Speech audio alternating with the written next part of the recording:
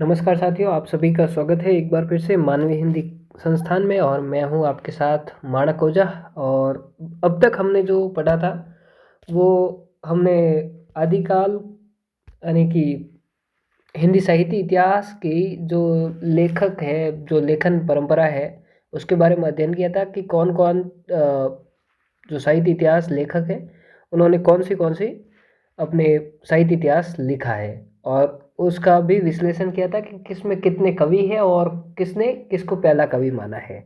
तो इससे पिछली बार भी मैंने जब बताया था कि इससे क्वेश्चन आने की संभावनाएं जो सबसे ज़्यादा है और हर बार ही हर परीक्षा में देखने को मिला है।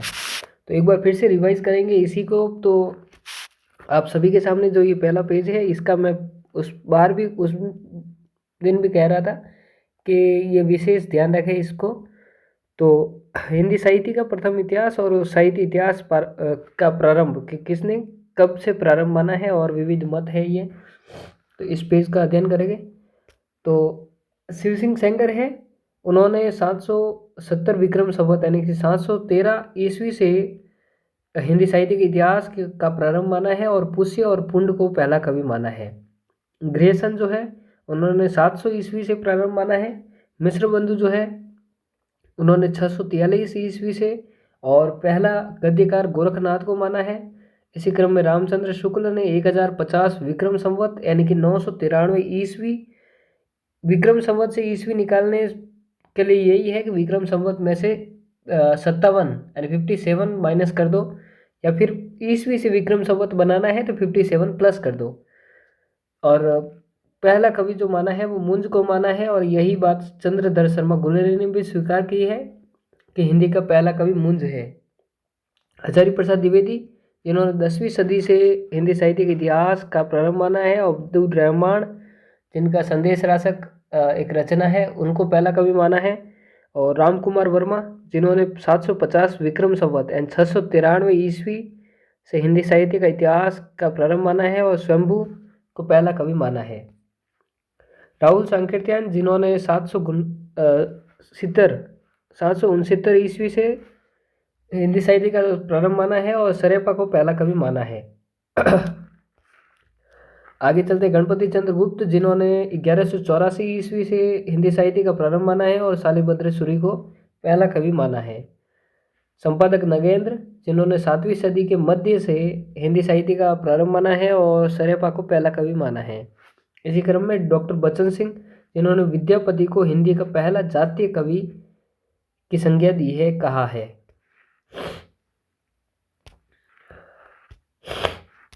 आगे चलेंगे हिंदी साहित्य का इतिहास। एक बार मोटा मोटी आप एक ढांचा बना लेंगे अपने दिमाग में कि कौन सा काल किस समय काल में विद्यमान था। तो आदिकाल जो है वो 7वीं सदी के मध्य से 14वीं सदी के मध्य तक था।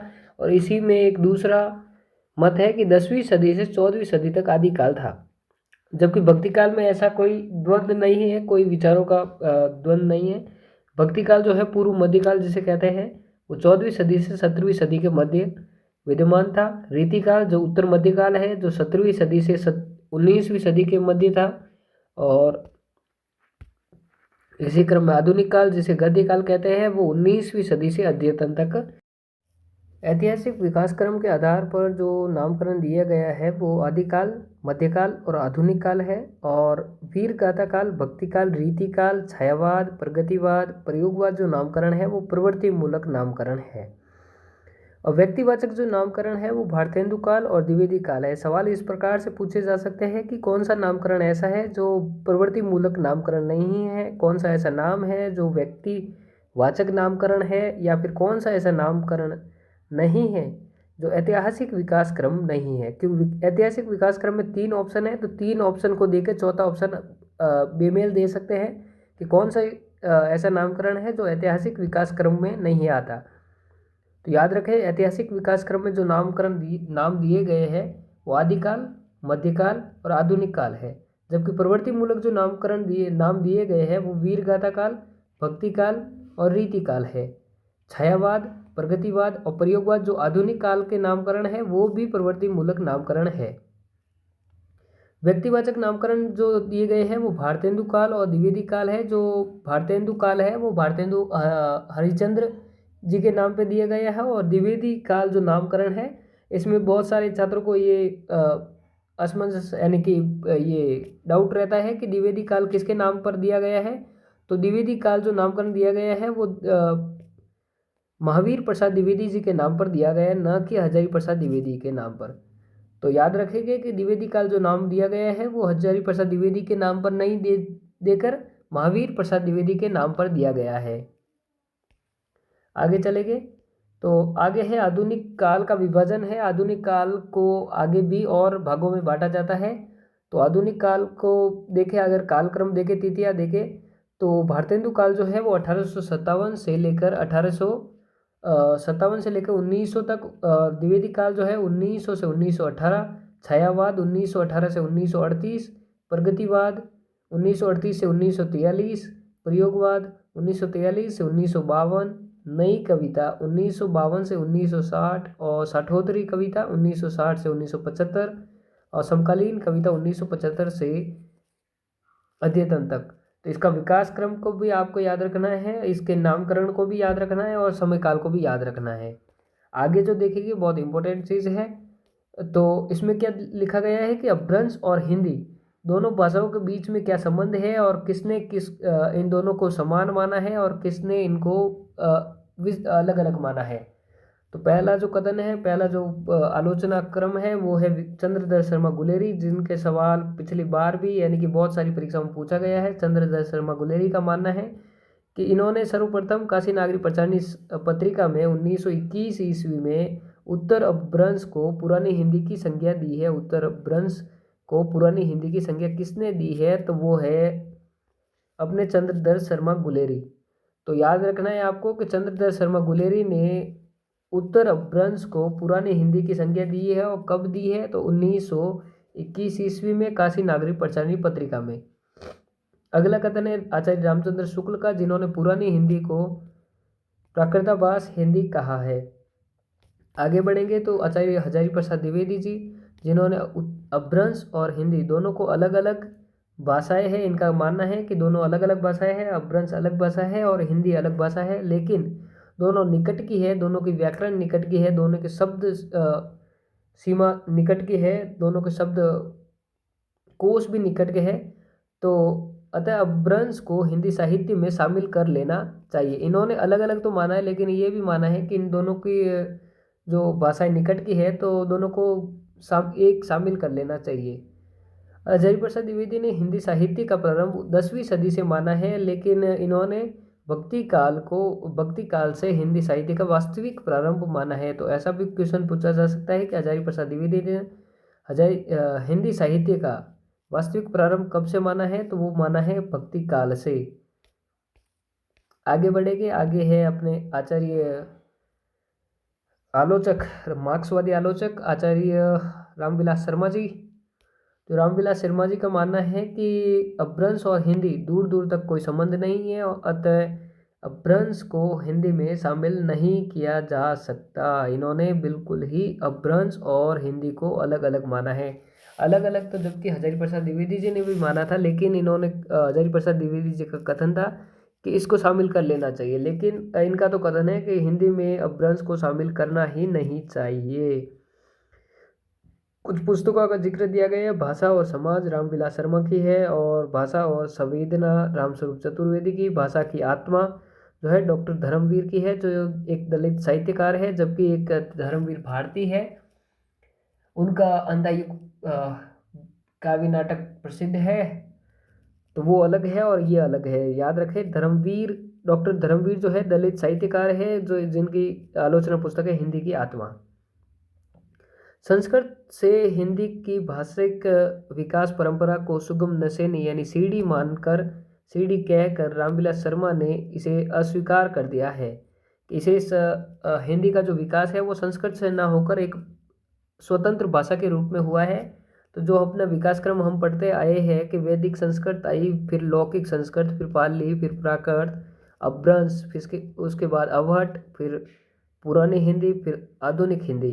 तो ये जो विकास क्रम है कहीं ना कहीं रामविलास शर्मा इनको नकारते हैं और कहते हैं कि हिंदी जो है वो स्वतंत्र भाषा है, जो संस्कृत के साथ ही साथ एक स्वतंत्र भाषा के रूप में विकास हुआ है। आगे है हिंदी साहित्य में जो प्रथम, हिंदी में प्रथम कौन सा कवि प्रथम है, कौन सी रचना प्रथम है और कौन सा रचनाकार प्रथम है। देखेंगे कि हिंदी का पहला कवि अगर आपसे पूछा जाए तो हिंदी का पहला कवि माना जाएगा सरेपा। अगर विकल्प में सरेपा न हो तो फिर आपको स्वयंभू को चयन करना है, लेकिन अगर सरेपा है तो आपको सरेपा को चयन करना है। हिंदी का पहला कवि अगर कोई है तो वो है सरेपा। हिंदी का पहला महान कवि आपको अगर पूछा जाए तो वो होगा स्वयंभू। जबकि सरेपा ऑप्शन में हो तो भी आपको स्वयंभू ही चयन करना है। अगर महान कवि अगर पूछा जाए, पहला महान कवि, हिंदी का पहला महान कवि स्वयंभू है। कड़वक शैली का प्रयोग करने वाले हिंदी का पहला कवि भी स्वयंभू ही है। दोहा और चौपाई छंदों का प्रथम प्रयोक्ता अगर कोई है तो वो है सरेपा। एक ग्रंथ के रूप में हिंदी की पहली अगर कोई रचना मिलती है तो वो है देवसेन कृत श्रावकाचार। देवसेन कृत श्रावकाचार। आपको याद रखना है कि जो श्रावकाचार है वो एक ग्रंथ के रूप में हिंदी में मिलने वाली पहली रचना है, जो 933 ईस्वी में प्रकाशित हुई और 250 दोहे इसमें मिलते हैं। 933 इसका रचना काल है लगभग और 250 इसमें दोहे मिलते हैं। हिंदी के पहले महाकवि अगर कोई महान कवि पूछे जाए तो वो है चंद बरदाई, जिनकी रचना है पृथ्वीराज रासो। खड़ी बोली हिंदी के प्रथम कवि अगर आपसे पूछे जाए तो अमीर खुसरो होंगे। और खड़ी बोली हिंदी के प्रथम समर्थ कवि अगर आपसे पूछे जाए तो वो श्रीधर पाठक हो गए। आपको याद रखना है कि अगर खड़ी बोली हिंदी के प्रथम कवि अगर पूछे जाए तो वो अमीर खुसरो हो गए, लेकिन खड़ी बोली हिंदी के प्रथम समर्थ कवि आपसे पूछे जाए तो वो श्रीधर पाठक हो गए। यही बात आधुनिक काल में खड़ी बोली के प्रथम कवि अगर आपसे पूछे जाए तो वो श्रीधर पाठक हो गए। और खड़ी बोली हिंदी के प्रथम महाकवि अगर से आपसे पूछे जाए तो वो हो गए अयोध्या सिंह उपाध्याय हरिओद, जिनका प्रिय प्रवास प्रसिद्ध रचना है और कवि सम्राट इनकी उपाधि है। 1914 में प्रकाशित होता है प्रिय प्रवास। आगे है हिंदी के प्रथम आचार्य कौन है। तो हिंदी के ऐसे सवाल पूछा जा सकता है, हिंदी के प्रथम आचार्य कौन है। ये पिछली बार व्याख्याता परीक्षा में भी सवाल आया हुआ है कि हिंदी के प्रथम आचार्य कौन है, जिसमें सरेपा का बहुत छात्रों को आशंका हुई थी, संभावना हुई थी कि हिंदी के प्रथम आचार्य अपने सरेपा है, लेकिन वो हिंदी के पहले कवि अगर पूछे जाए तो सरेपा है। लेकिन हिंदी के प्रथम अगर आचार्य अगर आपसे पूछे जाएंगे तो वो केशव दास हो गए। क्यों आचार्य जो है रीति काल में जो रीति ग्रंथ लिखे हैं उनको आचार्य कहा जाता है। तो हिंदी के प्रथम आचार्य कौन है तो वो केशव दास है। जबकि हिंदी के प्रथम अलंकारवादी, क्योंकि ये अलंकारवादी थे तो अलंकार ग्रंथ लिखे थे, अलंकार मूलक ग्रंथ लिखे थे, तो केशव दास अलंकारवादी आचार्य है। जबकि हिंदी के प्रथम रसवादी और ध्वनिवादी अगर आचार्य आपसे पूछे जाएंगे तो वो हो गए चिंतामणि त्रिपाठी। खड़ी बोली गद्य की प्रथम अगर रचना पूछी जाए तो वो छंद वर्णन की महिमा है, जो कवि गंग के द्वारा लिखी गई है, जो कवि गंग अकबर के दरबारी कवि है। तो खड़ी बोली गद्य की प्रथम अगर रचना अगर आपसे पूछी जाए खड़ी बोली गद्य की, तो वो छंद वर्णन की महिमा है। खड़ी बोली गद्य की अगर प्रथम प्रौढ़ और परिमार्जित ग्रंथ अगर आपसे पूछा जाए तो भाषा योग वशिष्ठ राम प्रसाद निरंजनी की 1741 में लिखी गई रचना आएगी। आपको याद रखना है कि अगर आपसे पूछा जाए खड़ी बोली गद्य की प्रथम रचना कौन सी है तो वो छंद वर्णन की महिमा है, जो कवि गंग के द्वारा लिखी गई है। जबकि ये पूछा जाए कि खड़ी बोली गद्य की प्रथम प्रौढ़ और परिमार्जित ग्रंथ कौन सा है तो भाषा योग वशिष्ठ होगा, 1741 में लिखा गया और राम प्रसाद निरंजनी के द्वारा लिखा गया है। आगे चले गए, आगे है अपने खड़ी बोली गद्य के प्रथम प्रौढ़ लेखक कौन है तो भी राम प्रसाद निरंजनी आएंगे। और आधुनिक काल में खड़ी बोली गद्य की प्रथम रचना कौन सी है, आधुनिक काल में अगर पूछी जाए खड़ी बोली गद्य की रचना तो वो आएगी प्रेम सागर, जो लल्लूलाल कृत लिखी गई है, लल्लूलाल द्वारा लिखी गई है। और खड़ी बोली गद्य के प्रथम प्रयोक्ता अगर कोई है, शब्द के प्रयोक्ता है तो वो है लल्लूलाल। और खड़ी बोली गद्य के प्रथम खड़ी बोली शब्द के द्वितीय प्रयोक्ता अगर कोई है तो वो है सदल मिश्र। आगे चले गए, चंद्र शुक्ल ने कबीर की भाषा को सदुकड़ी कहा है और वही श्याम सुंदर दास ने कबीर की भाषा को पंचमेल खिचड़ी कहा है। जबकि कबीर जब पढ़ाया जाएगा तब भी जिक्र आएगा। फिर भी आपको याद रखना है कि कबीर की भाषा को सदुकड़ी तो रामचंद्र शुक्ल ने कहा है और पंचमेल खिचड़ी श्याम सुंदर दास ने कहा है। नामवर सिंह जी की कुछ रचनाएं यहाँ दी गई है जो अपने पिछले सत्र में पढ़ा था कि आलोचना पुस्तकें भी पढ़ी थी हमने साहित्य इतिहास के साथ साथ। तो ये जो नामवर सिंह जी की रचनाएं बाकी रह गई थी, तो नामवर सिंह जी की रचनाएं हैं आधुनिक साहित्य की प्रवृत्तियाँ, दूसरी परंपरा की खोज, आलोचना के मुख से और हिंदी साहित्य 20वीं शताब्दी। आपको याद रखना है नंद दुलारे वाजपेयी की रचना है हिंदी साहित्य 20वीं शताब्दी। ये इंपोर्टेंट कर देना, ये पहले पूछा भी गया है। और नामवर सिंह जी की रचनाओं को भी याद रखना है, आधुनिक साहित्य की प्रवृत्ति, दूसरी परंपरा की खोज और आलोचना के मुख से। तो आज के जो इस सत्र में पढ़ाया गया है इसमें इंपॉर्टेंट तो ये याद रखना है कि कौन सा तो प्रथम कवि है, कौन सा प्रथम लेखक है, कौन सा आचार्य है और कौन सी रचनाएं प्रथम है। खड़ी बोली में पूछी जाएगी भले ही पहला महाकवि पूछा जाए तो चंद बरदाई याद रखना है आपको। तो आज के इस वीडियो में इतना ही और मैं आशा करूँगा कि ये कंटेंट आपको पसंद आ रहा होगा। और देखिए जितना ये कंटेंट मैं पढ़ा रहा हूँ ये बिल्कुल ही आपकी परीक्षा को लेकर ही बनाया गया है। और मैं कहूँगा कि ये आप अगर इसकी प्रामाणिकता की जांच करनी है तो अपने YouTube पर बहुत सारे अपने अध्यापक और भी हैं जिनकी आत्म मूल्यांकन सीरीज जो प्रश्नोत्तरी चल रही है, जैसे रीता गौड़ मैम है, हिंदी साहित्य समाधान उनका चैनल है, तो उस पर आप देख सकते हैं। ये कंटेंट आप एक बार तो देख लीजिए, आदिकाल जो मैं पढ़ा रहा हूँ आदिकाल को एक बार पूरा देख लीजिए। आदिकाल को देखने के बाद जो वो क्वेश्चन करवाते हैं 30 या 40 जितने भी क्वेश्चन करवाते हैं, मैं कहूँगा कि 90% आपके 99% आपके सवाल मेरे इस कंटेंट से पढ़कर हो जाएंगे सीधे सीधे। अगर एक आध सवाल नहीं होता है तो वो इधर उधर से आप अगर पहले भी पढ़े हुए हो या फिर मेरे इस कंटेंट को एक बार देख लोगे, रीडिंग कर लोगे खुद भी, तो वो भी हो जाएगा। मैं तो इतना आपको भरोसा दिलाता हूँ। अगर और जो आत्म मूल्यांकन की ये सीरीजें चलाते हैं, जो जितनी भी टेस्ट सीरीजें चलती है, आपको पता होगा कि ये और भी डीप जो आरपीएससी पूछती है उससे भी डीप क्वेश्चन पेपर बनाए जाते हैं। तो आपको मैं बता दूं कि अगर आपके उन टेस्ट सीरीज में 95 और 99% में वादा दिलाता हूँ हो रहा है, तो पक्का ही एक भी सवाल आरपीएससी के जो बड़ी शिक्षा की जो अपनी परीक्षा होगी उसमें से इस मेरे कंटेंट से बाहर नहीं जाएगा। अगर एक आध जाता है तो भी मैं आपको खुद को भी पता है कि 99% कट भी किसी भी परीक्षा की कट ऑफ नहीं रहती।